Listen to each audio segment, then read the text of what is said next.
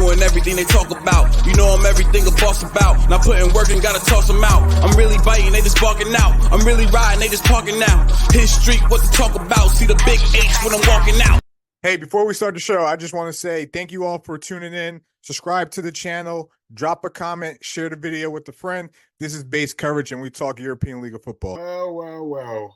Happy Monday, everyone. What is going on? Welcome to Base Coverage. I'm your host, Jamal Clay, per usual, and thank you all for tuning in on this beautiful Monday as we are officially 5 days away from the European League of Football season opener this Saturday. And we're going to be talking a little bit about, those games and stuff like that later in the week. But I did just want to run by a couple things and get some people thinking about what's to come, what to look out for this upcoming season in the European League of Football. So excited to welcome you all today. And on this show, we're going to be talking about 5 topics that, some things we want to kind of evaluate, some things that are going to be game-changing throughout the league, and some strategic things that teams are going to have to think about. All right. So we'll dive into that here in a second. But, one of the first topics, that I wanted to talk about was there are, in my opinion, 3 teams I think need to take the next step this year. They're the 3 teams that just missed out on the playoffs last year, 3 teams that are fairly close, but 3 teams that, are they ready? Are they ready this year to make that next step? And those 3 teams are the Paris Musketeers, the Raiders of Tyrol, and the Munich Ravens. Obviously, out of those 3, Munich became the closest to making the playoffs last year, just missing it by a crazy scenario.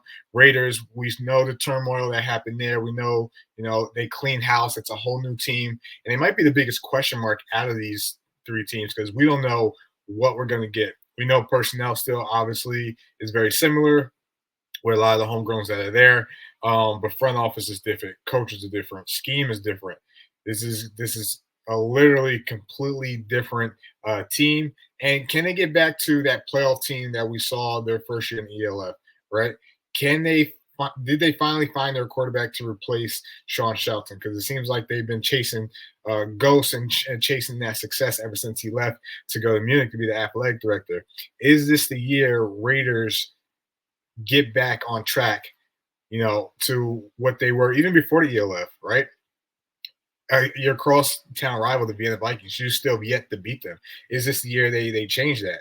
We'll definitely see. But the Raiders are definitely a team that has to take a next step. And Paris came into the league last year with a lot of hype. A lot of people thought that this was going to be, one of the top teams automatically. They got off to a slow start. They were able to eventually bounce back and ended the season strong. And this year's Paris team can probably live up to year one's expectations and hype with the amount of moves, transition, guys that they brought back, homegrowns that they kept. So we'll see. But in my opinion, these are the 3 teams that I personally think need to take that next step. And by doing so, it's going to create more parity, not only in the middle, but itching towards the top, right? It's not going to be so cookie cutter and dry about teams that could be locked into playoff spots. We want to see some battles and some potential crazy scenarios down the stretch. I think these 3 teams have a chance to do it, but obviously we got to see them perform on the field and see how it pans out. So those are, in my opinion, the 3 teams that need to take that next step this season and what to look out for.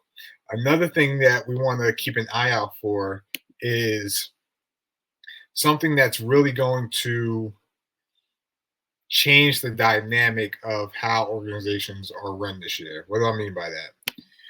The new GFL transfer rule, right? So to my understanding, the way this works is that if you are recruiting a player that's currently in the GFL to play for your team in the ELF, there's a 3-game waiting period, right, while they're in season, right? If it was out of season, they could play immediately. But in season, it's 3-game waiting period. So what does that mean? What does that mean for the league? What does that mean for, the 7 German teams in the ELF whose literally their homegrown talent is going to be put on hold, right? What does that mean for the league? Is that teams got to have a strong practice squad. You got to be able to, identify people that if you need them, that they could play and they could contribute in any type of capacity, because that's what it's going to come down to. Otherwise, you're going to have to wait 3 games, and 3 games could almost be your season, especially right when you're in the middle of it and everyone's vying for position and in playoff in the playoff run. Like you need to have guys ready. So that's why I think this new transfer rule is going to impact a lot of teams, a lot of strategic moves, because you can't just go get a guy off the street and have him play right away. He's going to have to sit 3 games, and obviously conditioning and all that plays into a part now, but we'll see. I think this year because of this rule, we're gonna see a lot more other players from other leagues get those opportunities. Obviously, the Italian league, the Swiss league, the French league, Finland.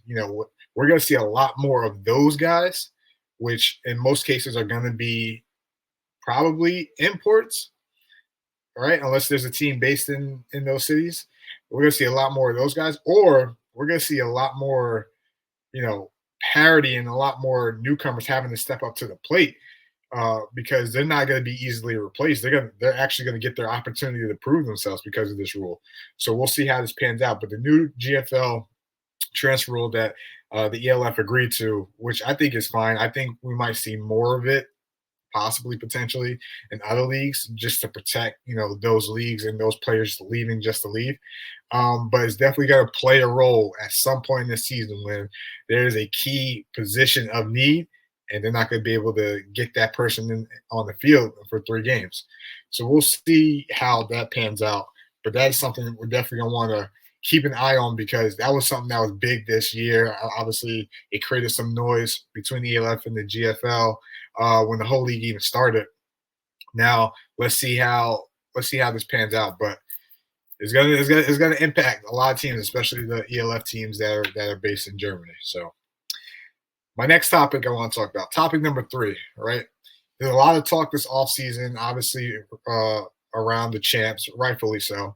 But I think a lot of people are already crowning them before the season even plays, right? So is it the fire versus the field, right? If you're asking me, it's hard to repeat. Obviously, we haven't seen it yet.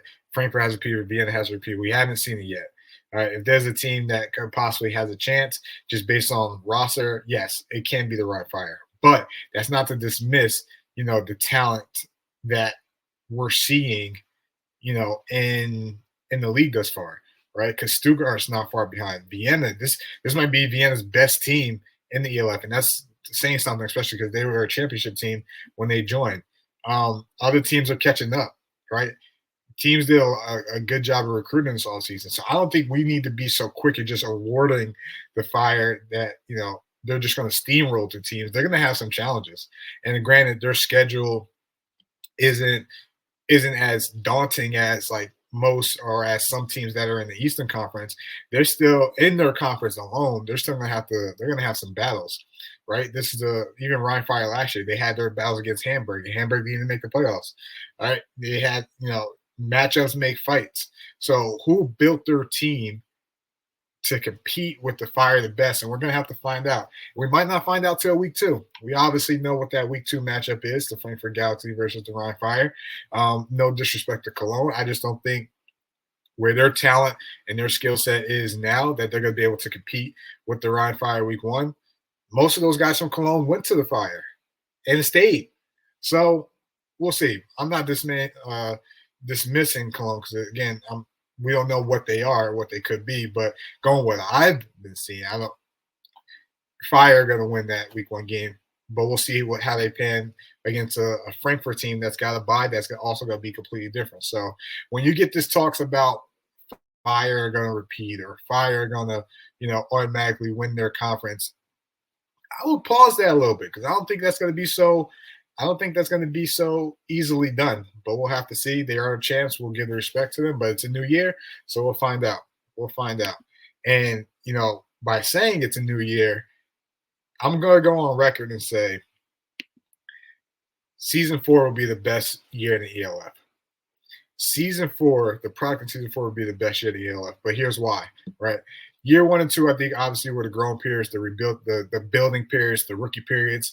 Year 3, I think that was the year where they thought they were going to take the next step, and I actually thought they might have taken a step back with everything that's been, that was going on with teams and obviously the product situation, the Leipzig situation. I think the league lost grip just a little bit in year 3, but year 4, I think is going to be the best season. As I mentioned before, a lot of teams do a very, very good job at recruiting and building their rosters and building depth. Right, that's something that's huge whenever you're in a league that has 14-week seasons. That you got to have that depth.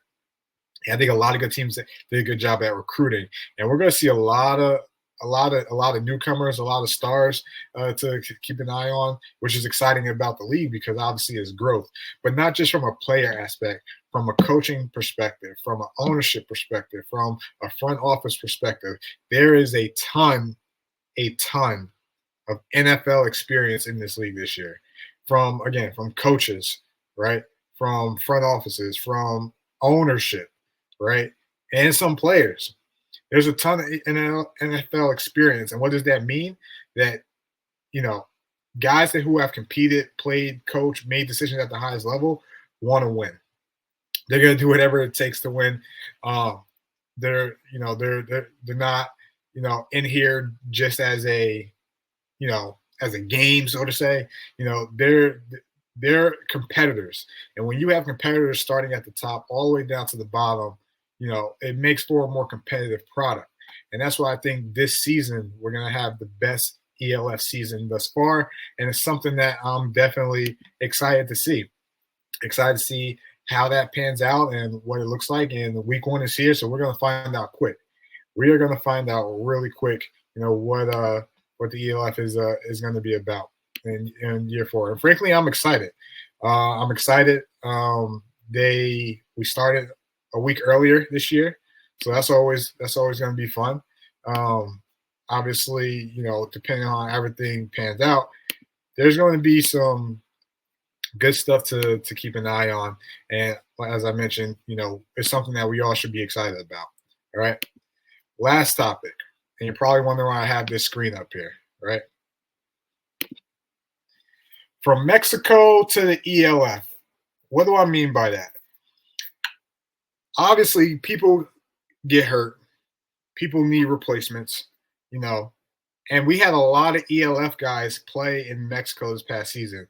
We had a lot of ELF guys that are ready to get back into the ELF, ready to play, and I'm excited to see. A couple of those people here: quarterback, Matt Vitelli, Matty Ice, right? Wide receivers, Terrion Robinson, Malik Stanley, another quarterback, Keontae Allen.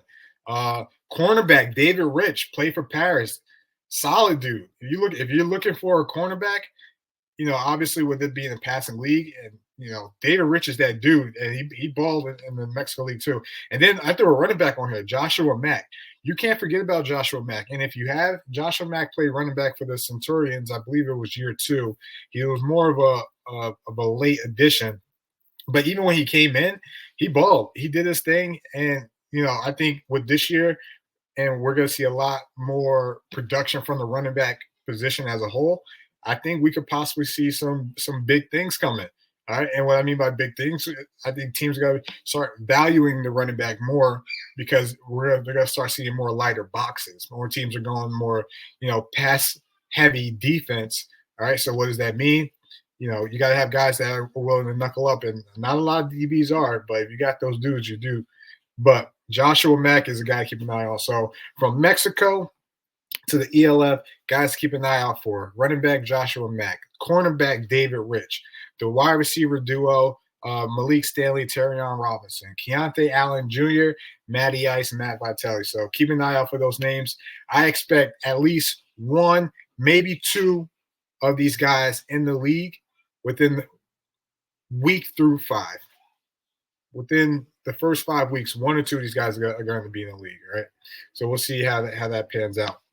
But those are definitely some dudes that are gonna perform. So, hey man, we made it. We come a long way since September 24th of 2023 when the Rhein Fire won the championship against the Stuttgart Surge. But this year, season 4, we're in for a new year. maybe a new champion. But either way, it's an exciting time to dive in. Some more news before we head out. We're going to be doing me, Alex Malchow, Matt Bresenton, the ELF Insiders. We're going to be doing a fantasy football league through the European League of Football. We'll get those details out to you. So make sure you tune in, and it'll be an exciting time. All right. Follow me on YouTube. Subscribe to the channel. Drop a comment. Let me know what you guys think. Love talking ball with you guys. Week 1, 5 days away. 5 days away. Nobody. Hard work, they don't know about it. Hard work, they don't know about it. Hard work, they don't know about it.